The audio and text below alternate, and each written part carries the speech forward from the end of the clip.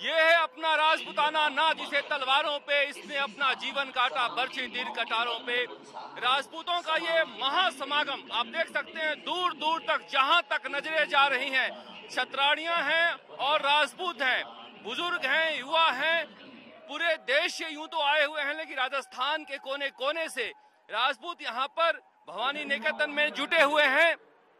राजपूतों का ये प्रदर्शन ये दिखाता है समाज के अंदर की एक बेचैनी को, पहचान को लेकर। जिस तरह से जब ये राजपूताना स्टेट आजाद हुआ 1956 के पहले चुनाव में 160 विधानसभा सीटों में से 54 अकेले राजपूतों के हिस्से आई थी। उसके बाद जिस तरह से सिमटते सिमटते 21 तक आ गए हैं, इस बेचैनी को कहीं ना कहीं ये दिखाता है। जिस तरह से बड़ी संख्या में कोने कोने से राजस्थान के लोग आए हुए हैं, राजपूत के समाज के जाजम पर सभी दल के नेता एक साथ आपको दिखाई दे सकते हैं। देख सकते हैं वहाँ बीजेपी की सांसद हैं दिया कुमारी, इसके अलावा बीजेपी के प्रदेश अध्यक्ष सतीश पूनिया भी बैठे हुए हैं। इस तरह से आप राजस्थान सरकार के मंत्री हैं प्रताप सिंह खाचरियावास, भंवर सिंह भाटी, धर्मेंद्र राठौड़ हैं, राजेंद्र राठौड़ हैं बीजेपी के नेता, मंच पर भाषण दे रहे हैं केंद्रीय मंत्री गजेंद्र सिंह शेखावत। तो इस तरह से जो मंच सजा है, जाति का जो जाजम सजा है, उस पर सभी लोग आकर बैठे हुए हैं। ये श्री क्षत्रिय युवक संघ का हीरक जयंती है, डायमंड जुबली है, जिसकी स्थापना तन सिंह जी ने की थी। तन सिंह जी ने समाज को सुधारने के लिए राजपूतों में, क्षत्रिय युवकों में एक पहल की थी, और समाज सुधार की पहल जो है उसका अलग पूरे राजस्थान में जग रहा है। यह दिखाता है कि किस तरह से आस्था है तन सिंह जी की बनाई हुई संस्था में लोगों की। आप छतों पर देख लीजिए किस तरह से लोग एक झलक पाने के लिए खड़े हैं। इन नेताओं की झलक पाने के लिए नहीं खड़े हैं, बल्कि समाज के प्रति ये जो आस्था है, उस आस्था का परिचायक है। देखिए, राजपूतों के बारे में कहा जा सकता है कि राजपूत जो है राजस्थान के अपनी शूरवीरता के लिए तो जाने ही जाते हैं, अपनी नफासत और नजाकत के लिए भी जाने जाते हैं। आप दूर से पहचान सकते हैं, अगर 10 युवक आ रहे हैं तो उसमें राजपूत कौन है। हालांकि अपवाद होते हैं, लेकिन उसके बावजूद जिस तरह से इन्होंने अपने संस्कारों को संजो कर रखा है, निश्चित रूप से कहा जा सकता है कि यह समाज अपनी पहचान के लिए जिस तरह से एक छटपटा रहा है, इतने सालों तक राजपूताना राज किया है राजस्थान पर, और अब जिस तरह से कभी आरक्षण को लेकर, कभी छोटे छोटे मुद्दों को लेकर, कभी तो गैंगस्टर आनंद पाल सिंह के मुद्दे को लेकर भी ये समाज जब सड़क पर उतर जाता है, चतुर सिंह जैसे अपराधी के मुद्दे पर भी ये समाज सड़क पर उतर जाता है, तो समझना चाहिए कि ये समाज के अंदर एक बेचैनी है। बेचैनी है, समाज खोज रहा है अपनी नई पहचान के लिए। ये महिलाएं हैं समाज की, इस तरह से पीले वस्त्रों में आई हैं। पीले वस्त्रों में अब जो महिलाएं आई हैं, ये समाज का एक संस्कार है। आप जब भी किसी राजपूत के घर जाएं, क्षत्रिय के घर जाएं, तो वहां पर जो आप महिलाओं के वेशभूषा देखेंगे और घूंघट देखेंगे, आपको पता चल जाता है कि हम किसी राजपूत के घर आए हैं, चाहे वो किसी भी उम्र के हो। संस्कार इस जाति में, इस समाज में बचपन से दिया जाता है। ये केसरिया बाना पहन के आए हुए हैं सारे युवक। आप इन युवकों को देख लीजिए, सारे के सारे युवक केसरिया बाना पहनकर आए हैं। केसरिया बाना आन बान शान सूरवीरता का परिचायक है। केसरिया झंडा लहरा रहा है, यह देश की एकता का परिचायक है। जब राजस्थान में सबसे ज्यादा जो लोग हैं आर्मी में जाते हैं, हालांकि बाकी जातियों से भी लोग जाने लगे हैं, अब जाट जात से भी जाते हैं, गुर्जर से भी जाते हैं, लेकिन राजपूतों ने एक शुरुआत की थी। यहाँ के जो पूर्व महाराजा भवानी सिंह थे, ब्रिगेडियर थे, वो भी फौज में लड़ाई लड़ चुके थे। तो समझा जा सकता है कि देशभक्ति का जज्बा इनके दिल में रहता है हमेशा से, और यही सारी बातें हैं जिसे लेकर अब लोग कहा जा सकता है कि इस डायमंड जुबली पर राजपूत क्या खोजने के लिए जयपुर में आए हैं। इस भवानी निकेतन में राजपूत क्या तलाश कर रहे हैं, ये एक बड़ा सवाल है। ये जो लोग आए हैं, क्या नेताओं की भाषण सुनने के लिए आए हैं? नेता तो भाषण देते रह रहे हैं और नेताओं के भाषण राजपूत समाज के लोग सुनते रहे हैं, फिर ये क्यों आए हैं? ये दिखाता है कि अंदर की एक बेचैनी को, समाज की छटपटाहट को, वो कैसे खत्म हो। क्या यहाँ से कोई संदेश लेकर ये समाज जाएगा? ये एक बड़ा सवाल है समाज के ऊपर। जिस तरह से गांव में, शहरों में एक इज्जत हुआ करती थी ठाकुर साहब की, निश्चित रूप से जाति की वो वर्जनाएं टूटी है, समाज के ऊपर आधिपत्य की वर्जनाएं टूटी है, सामंतवाद टूटा है तो उसके जगह जो नए युवक आए हैं, नए युवक समाज में किस तरह से अपनी भूमिका को बदल पाए, किस तरह से संस्कारवान बने और आजादी के बाद जो परिस्थितियां हुई है उसमें राजपूत समाज के लोग अपने आप को कैसे बैठाकर चलें, इसी सवाल का जवाब खोजने के लिए राजपूत समाज के लोग यहाँ पर समाज के जाजम पर क्षत्रिय युवक संघ के बैनर तले जुटे हुए हैं।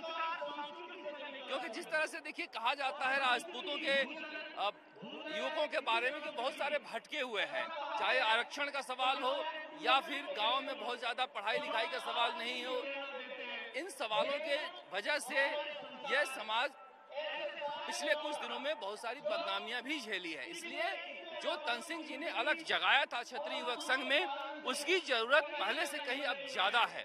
अब समाज के जो नेता हैं, समाज के जो अगुवा हैं, इसे कैसे लेकर जाएंगे ये एक बड़ा सवाल है। लेकिन केवल सामाजिक सुधार का मसला नहीं है, मसला है राजनीतिक हिस्सेदारी की भी। लोकतंत्र में अब राजतंत्र तो रहा नहीं जो राज करे, राजनीतिक हिस्सेदारी कैसे हो इसे लेकर भी एक बड़ा सवाल है। राजस्थान में 7% जो हैं वो राजपूत हैं और 7% राजपूत ज्यादा से ज्यादा कैसे सीटें जीते। बीजेपी के जमाने में, भैरव सिंह शेखावत के जमाने में इस पार्टी की पहचान बीजेपी से हुआ करती थी, मगर जब बीजेपी ने जाटों को आरक्षण दिया उसके बाद से ये लोग टूटकर कांग्रेस की तरफ भी गए। एक बड़ा जो मसला था और अशोक गहलोत ने एक प्रयोग किया, कोटा के महाराज जो थे इचराज सिंह, उनको लेकर चुनाव लड़ाया। इस तरह से भरतपुर के भी जाट राजघराने के थे, उनको भी कांग्रेस में ले आए थे और बहुत सारे ऐसे राजघराने थे जो बीजेपी से नहीं जुड़े थे, उन्हें कांग्रेस ने जोड़ने का काम किया है। प्रताप सिंह खाचरवाल जैसे नेताओं को भी आगे बढ़ाया है। तो कहीं ना कहीं जिस तरह से अब राजपूत समाज भी बीजेपी से हटकर भी अपना विकल्प देख रहा है, जैसे वसुंधरा राजे पिछली बार जब चुनाव हारी थी तो कहा गया कि राजपूतों की एक बड़ी नाराजगी जी थी, वो वजह थी।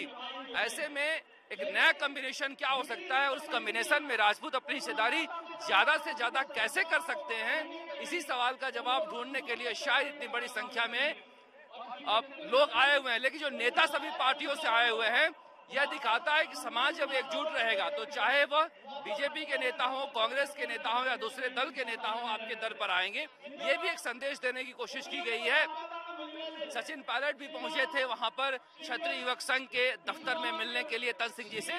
तो कहा जा सकता है कि राजपूत अपनी एकता के जरिए, एक संगठन के जरिए, न केवल राजनीतिक, न केवल सामाजिक, न केवल आर्थिक, बल्कि एक पहचान के लिए जो लालायित है उसे खोजने की कोशिश कर रहे हैं। और सुनते हैं क्या कह रहे हैं केंद्रीय मंत्री गजेंद्र सिंह शेखावत।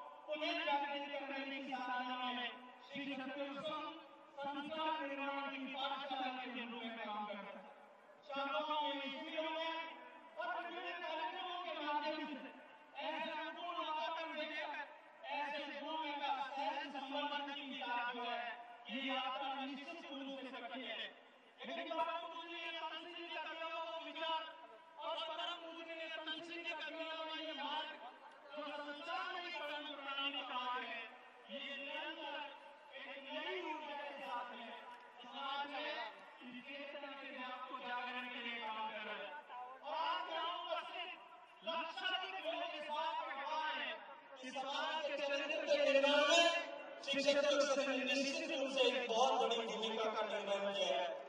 इधर राजनीतिक मंच नहीं है, लेकिन कहीं न कहीं कुछ न कुछ राजनीतिक बातें होनी थी। जब कुछ राजनीति की बातें लोग कर रहे थे, तब मेरे मन में एक विचार है कि राजनीति की बात और की स्थिति थी कि राजनीति की बात की जानी चाहिए, इस मंच से नहीं की जानी चाहिए। लेकिन अंततः मेरे मन में और मेरे हृदय में अवस्थित क्षत्रिय संघ का स्वयंसेवकपन जागृत हुआ, वो जीता और एक राजनीतिक सोच जो है वो हारी। और मैं आज गर्व के साथ कह सकता हूँ कि इस संगठन के कार्यक्रम में बिना किसी राजनीति के भेदभाव के हम केवल और केवल संगठन के लिए केवल और केवल क्षत्रिय जाति के कल्याण के लिए और क्षत्रिय जाति के कल्याण में जो धन सिंह जी ने संदेश दिया, जो दर्शन दिया कि विश्व के कल्याण के लिए क्षत्रिय का उत्थान, उसके लिए काम करते हुए आगे बढ़े। इस लक्ष्य के साथ में कि जो लोग ताजदार हुए, जो लोग अमर हुए, जो चरित्र जितना मैंने अभी जिक्र किया, ऐसे अनेक चरित्रों का वर्णन किया जा सकता है। ये प्रताप का वतन खुला है आजादी के नारों पे, जहां कूद पड़ी थी हजारों पद्मिनियां अंगारों पे।